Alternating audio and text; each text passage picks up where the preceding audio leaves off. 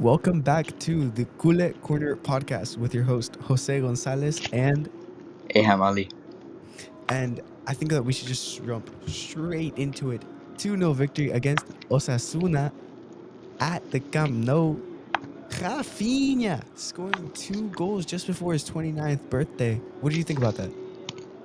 I think it's great. Honestly, like we've seen the impact that Rafinha has had as soon as he came back from injury, the impact that he's had on this team, and we showed it today. He's able to come up with two great moments in order to give us the 3 points in what I thought was a very difficult match at home against Osasuna, which I thought would be more comfortable. But it seemed like it was just a much more difficult game, and we needed some individual brilliance to get us out of this tough situation. And Rafinha gave us that with his two goals in the 70th and 86th minute, and helped us secure the 3 points and keep our 4 point gap at the top of the league. No, and I agree. I think that first goal by Rafinha, Osasuna were playing the most prime Haram ball. They were playing like seven at the back at one point. It was it was insane. Like you were watching the game and you were like, how can a team be this defensive? They were seven defenders and then uh a wonderful pass by I think Pedri, um or yeah, I think Pedri to Rafinha, which allowed Rafinha to just take a shot from the edge of the box, and it just what a strike! I mean, I saw that. I was blown away. That's my captain right there. He's back, I think it's and giving us glimpses of Rafinha from last season with the outside of the box, low driven shot into the bottom corner. It's just slowly we're getting that Rafinha back that we had in the 2025 season, and this team is just starting to pick up. And I think going into 2026, we can like once again, just like last season, be one of the scariest teams in the world. yeah, no, I completely agree. And also, I think Rashford played really well this entire game, even though Um, there was kind of a lack of like attacking chance. No, there was a lot of attacking chances, but um, again, they were playing around ball. But uh, I just like there's so many like Ferran. I feel like Ferran was disappointing this game. He didn't finish any of the chances, and uh, like I think a standout in that game with the lack of attack that we had was Rashford. Um, like again, Yeah. he's been so solid this entire season, and like even in a game this like defensively like focused, I think he deserves a permanent transfer into Barcelona after what I saw this game. Yeah, absolutely. If he can just like keep this up a little bit more, maybe give us some more Champions League performances at this level, I think definitely we're looking at a permanent transfer for Rashford. Yeah, and the midfield kind of looked sloppy. I mean, this whole entire game, Barcelona looked pretty sloppy, but uh like the midfield, I don't know. I just didn't feel like that Barca midfield, and I think that was also because of the high line that Flick's been playing. Um, it almost cost us. And if you look at the game, even the replays, you can see that if it wasn't for my goat, Johan Garcia, he's been so solid. He's been so amazing um, this entire season. But that high line needs to go. Flick needs to change it. There's like it worked. There was a lot of offsides by Osasuna, but it can't keep doing this. I think that high line, it's causing too many issues, and in games where teams can actually finish high importance games, that high line is going to cost us. I feel like once we get like our more intense players back, like we've seen the change that has happened with Rafinha. But once we get like once Fermin comes back from injury, once Gavi with his passion and his aggression comes back from injury, and we're able to press a lot more aggressively, I think we're gonna have no problem with the high line. To be honest, I think it's just gonna with the high line we're gonna be able to push more up the field and just um, crowd the other team and like basically suffocate them to give us the ball back every time whenever we happen to lose it. But I think right now, I think with Rafinha coming back, we've seen less mistakes from the high line, but it's still present. But we have more security at the back with Joan Garcia and Gerard Martin also coming in as center back. So I feel like right now, I feel like it's okay to keep playing it because it's basically it's a high risk, high reward system. But when we have players like Rafinha back, then we can integrate the press a lot more, and it's going to be leaning more to the reward side of the high line. Yeah, I completely agree. And like what you said with the defense, like well, I don't completely agree. Like I know what I said, but I completely agree with what you said about the defense that with Rafinha we've been pressing a lot better and you can tell that this team like at the end of the games they gave it all. Like no matter what the result is, even though these past few games for Barcelona they've been really well. Um Yeah. but like our team has been pressing, and I think that's the captain effect. He's fully back, and I'd also like to talk about Joan Garcia. That game again, another absolutely phenomenal performance. Like he hasn't had a single bad game that I remember, and this is what he does. The best goalkeeper in the world. I don't think he's had a single bad game at all, to be honest. Like, I think in a couple years, this can be seen as arguably the greatest Barcelona signing of all time.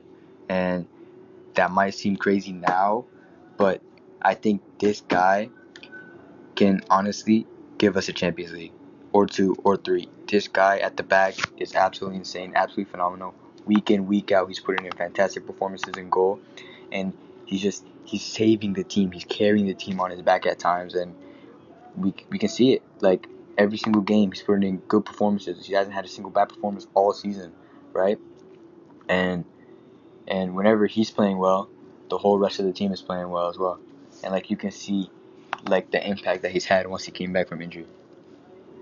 Yeah, no, like I 100% agree. Like he's just been so class, and that brings me on to my next question: the Ter Stegen situation. He just started training again, and with Chesney above him in the depth chart, is a move out of Barcelona the best move for him? I know that well as any player should, you should be aiming to be in the World Cup squad for your country, especially now that Neuer will not be playing. Sorry, will not be playing for Germany uh, at the next World Cup.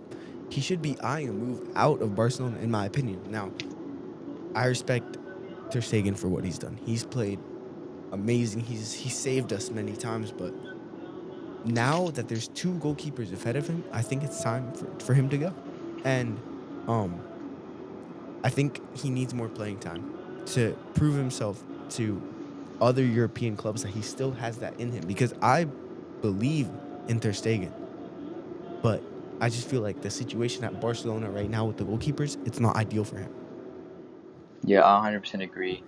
I think there's two keepers ahead of him right now. I don't think he's making that starting lineup spot anytime soon, unless it's one of these games against a lower opposition, right? Like the game that we have tomorrow against Guadalajara and Copa del Rey. But I don't think he's making the starting lineup anytime soon. And World Cup is coming up. He needs time and he needs a place to be able to prove himself. And I think it's very interesting. He, as of right now, isn't thinking of lowering his wages. He isn't thinking of leaving the club at all. So he's thinking of actually staying. Nothing's convincing him to leave the club, and I think that's interesting because personally, if I was in his position, I would, even though I've been at this club for 10 years, I move out so I can try and get playing time ahead of the World Cup. But for some reason, maybe he is, trying to prove himself in whatever games Hansi Flick puts him in. But I don't see it working out, honestly. Yeah, and all this talk about players and like especially players that have been benched. Lewa has been benched.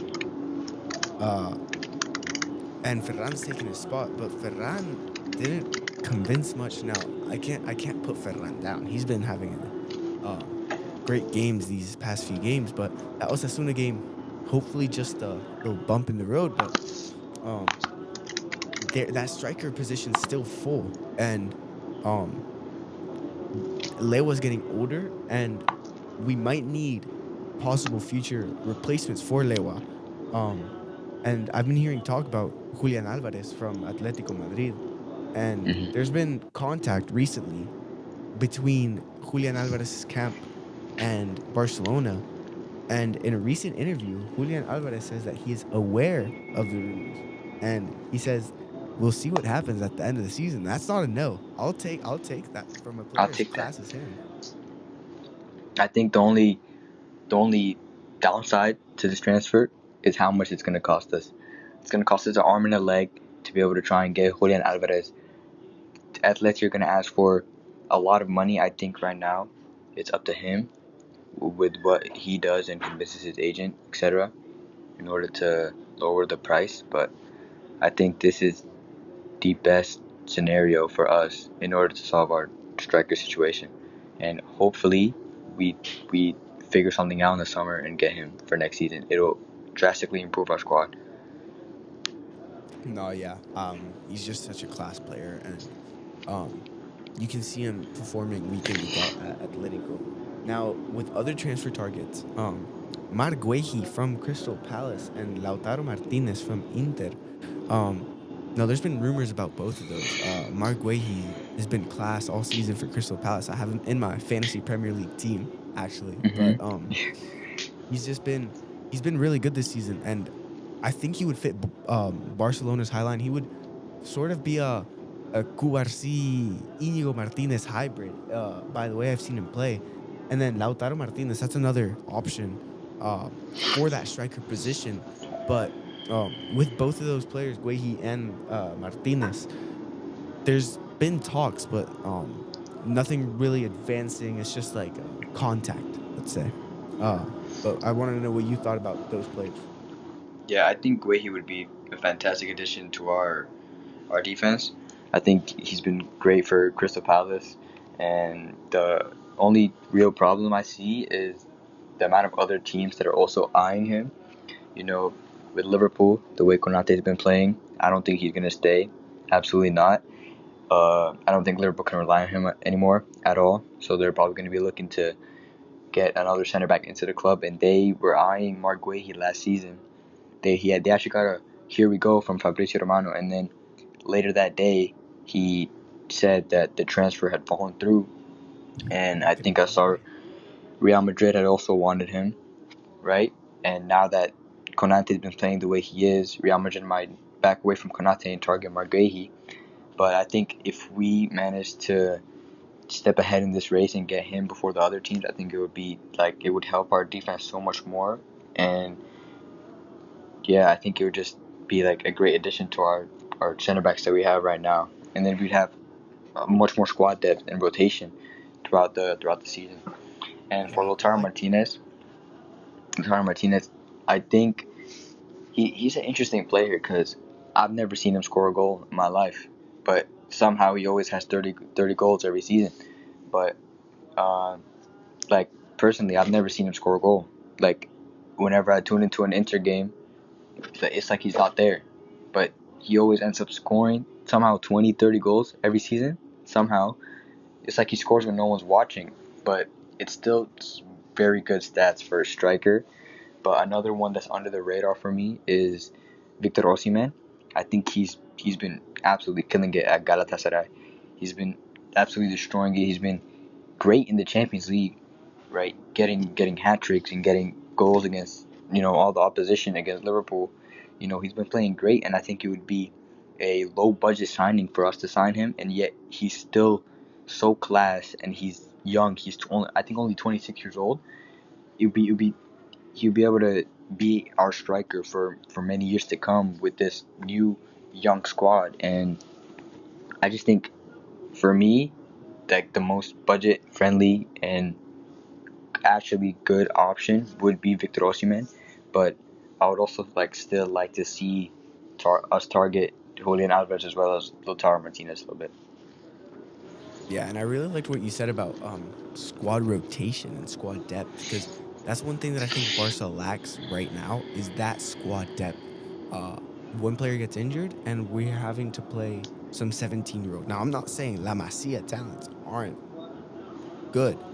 They're class, and we've seen that Yeah, many times. But uh, we're playing our starters right now, and that squad depth is needed. So I think those players and Victor Osimhen, that is a underground pick, and I like it. Very budget friendly, and he's been performing in the Turkey. And we've seen players come out of Turkey and perform in La Liga, so it's not out of the question. Um, Now you said something about budget, but yeah, Barcelona might not be needing that soon with the Saudi crown prince Mohammed bin Salman preparing $10 billion to buy out all of FC Barcelona. Now, the Barcelona debt is 2.5 billion, and yeah, in my opinion, it would save us a lot of money. We would be more than Man City, we'd be more than PSG, we'd be more than Real Madrid. We would be the most valuable club in all of Europe. But I don't think yeah. that's what Barca stands for.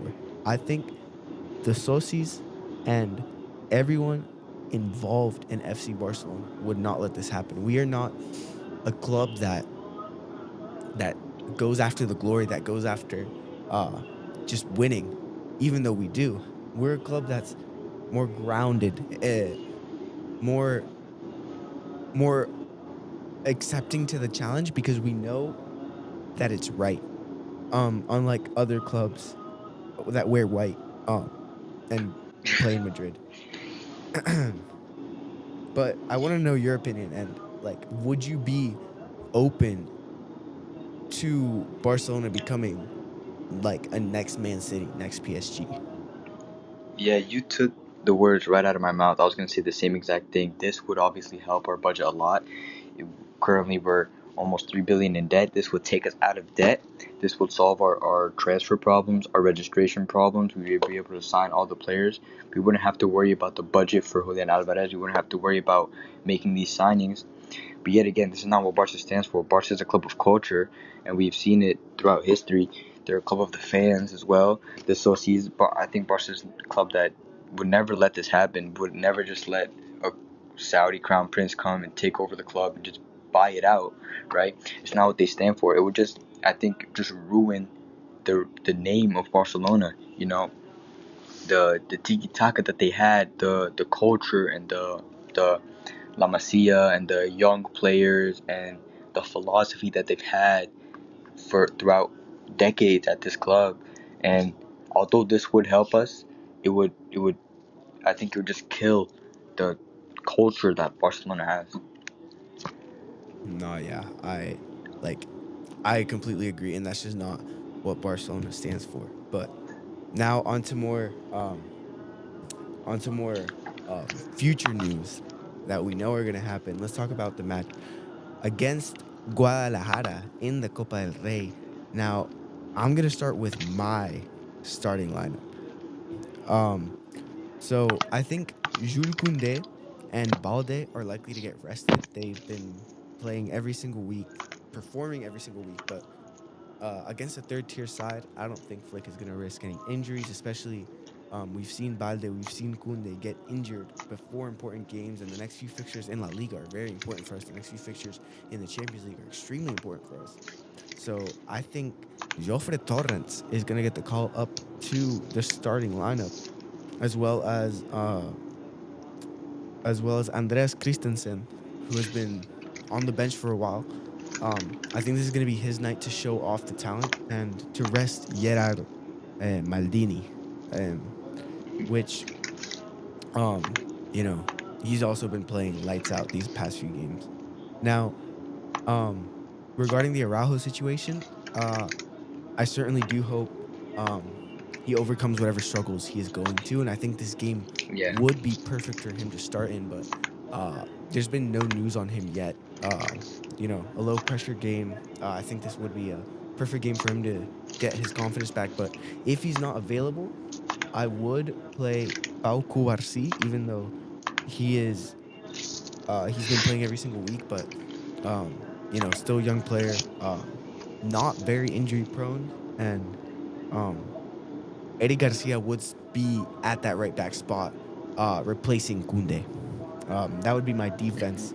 Um, and What then about in goalkeeper? goal, I would play uh, Ter Stegen. Now, I think this is a perfect game for him to uh, kind of come back into the squad, become uh, like show off his talents after that injury that he just had.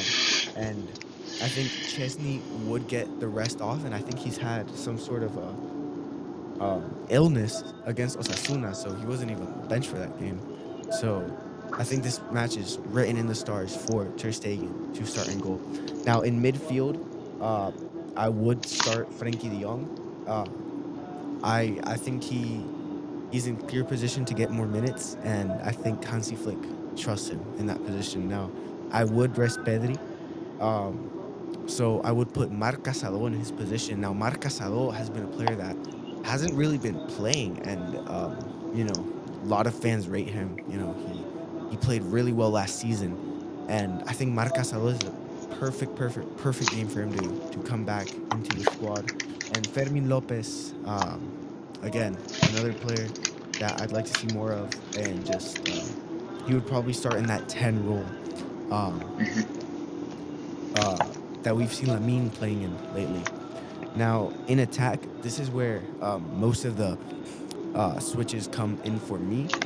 Now, I would see Rooney Bataji, a lock to replace Lamine Yamal in the starting 11. And I think Dro Fernandez, the youngster uh, from Barca B team literally last season. I think he will start on the left where he's been pretty effective this season, and Ferran Torres up top. I think that after that Osasuna game, he needs to gain back his confidence, and I think this would be the perfect game for him to come back into. Yeah, I think we have very similar lineups. And speaking a little bit about Ferran Torres, I think he just got a little bit unlucky in that game. His goal that got ruled out for offside, I think it was class to get his head on that, get it right in that top corner. I don't think any keeper would get close to that one. Just literally right in the top corner, crossbar in. Just got unlucky with the very weird offside from the corner. But enough said. Let's get to my starting lineup. I have the same defense as you. I have Ter Stegen starting at goal, Jofre Torrens at left back, Christensen and Kobarski as my center back partnership with Eric Garcia at right back. Speaking about right back, I think that's one of the positions that we need a lot more depth in, because I feel like if we are playing like a big game and Jules Koundé is out, then we're gonna have to slot Eric Garcia at right back. But then again, if we have another injury in the midfield, then there's nowhere for him to go. You know what I'm saying? Like he has to go in the midfield, but then we don't have anyone to play in my right back. So I think a right back signing would be a good move in the summer to be able to just cover that spot a little bit more, because we already have some depth at the left. We have Yeah, a couple yeah, players that can I play agree with at that. the left back position. So that's just what I personally thought. For my midfield, I had Marc Bernal and Casado as my two pivots. I put Dro Fernandez as my 10, and I put Fermin Lopez out on the left, and I had Rooney Bartaji out on the right with Ferran Torres as my striker. And I think this game we can see a lot more of Dro Fernandez, and we can see just more of what he can do against his opposition, because he's been playing in La Liga. He's been playing relatively, a decent amount of minutes, decent amount of games. We saw him have a cameo against Atletico, but I think this game is where he can stand out and where he can shine, and be the main player in this team with a lot of rotation all around him. And Rooney Bardaji as well. I think he could also have a standout performance in this game. Yeah, actually, now that you say Marc Bernal, I like that's a good pick. Um, Now let's talk about score predictions. What is your score prediction for this Copa del Rey matchup? Well, the way I see Hansi Flick going, I see no mercy on this team. Even though they're the third division and fighting relegation in the third division, actually about to go into the fourth division, you know, I don't think Hansi Flick is gonna show any mercy against this team. So I think we're still gonna play with press. He's probably gonna bring in bigger names in the second half to get some minutes. I think I see Barca scoring 4, 5, 6 goals in this game. Yeah. I was actually gonna say the exact same thing. I see Barca winning 5-1, and that one scored by Guadalajara comes from a ghost from Real Madrid that somehow rewards them a penalty or something. Um, I don't see Barca keeping a clean sheet simply because there's a lot of rotation in the back in the midfield. Um, so we won't be as sturdy, but I think a 5-1 victory against what you said, a third division side battling relegation, is very accurate. And I think my standout player for this match would be Rooney Bardghji. Um, I rated him very highly against Betis. I rated him very highly um, against any opponent he's played. And I think that against a third division side, he'll run circles through the defense. He's gonna score Yeah, like 6 or 7 goals. So I think that's gonna be my standout yeah, player. What about you? yeah. I think Joe Fernandez as well as Rooney Bargi. I think Joe Fernandez, in that 10 spot, can offers a lot of creativity and can show what he really is capable of. You know, with a team that has a lot of rotation and a lot of the focus is going to be on him. The fans know what he can do. The team knows what he can do, and this is just, I think, is going to be a game for him to really show his class and really show what he's able to do. And for Rooney Bargi, like you said, I think he can just run circles around the defense, take a couple shots, take dribbles, play passes, just do what he does best, like we saw against Betis, like we know that he's able to do. And if I had a score prediction similar to what you have, I would go for a 6-1 because I think in the second half, when the bigger names come in, like for example, when Rafinha comes in, if Lamine Yamal comes in, I think they can, influence the game a little bit more. And for Guadalajara's goal, I think honestly, I think it's gonna come from a corner. I don't think Barcelona has been very good at defending corners this season. We've had a couple goals from corners, but we haven't been very secure in the back end. You know, we've conceded a couple corners this season. We conceded within the first minute against Alaves from a corner, I think. So I think that's how Guadalajara would get their goal, but I think it'll be a very dominant performance. Yeah, I couldn't have said it better. Now, to wrap things up, I just wanted to let you guys know that we will be doing a match review um, for this Guadalajara match and a Villarreal match preview. Our La Liga title rivals currently in third place with with a game in hand, I think. So, or yeah, 2 games in hand actually. So, it's very interesting what is going on, and I think that game is going to be very important for how the rest of our form this year goes. And yeah, make sure to tune in on that one. Anything else you want to say, Ayham? Nothing much. I think just like what you said, the game against Villarreal is a very important game. Right now, they have 2 games in hand. Um, Before that, right now, if they would win those 2 games and be on level with games with us, they would actually be ahead of Real Madrid, and they'll be behind us. So I think that's a very important game for us to win in order to keep a bigger gap between our opponents in the title race. Because if we were to, let's say, lose this game, then with their games in hand, I think they could get close the gap very tightly, maybe be 1 or 2 points behind us, and it would be very deflecting in our team morale and the form going into 2026. And I think it's an important game for us to win against title rivals right now. Yeah. Thank you guys for listening. Make sure to like, subscribe, comment, anything, and I appreciate you guys. We'll see you later this week.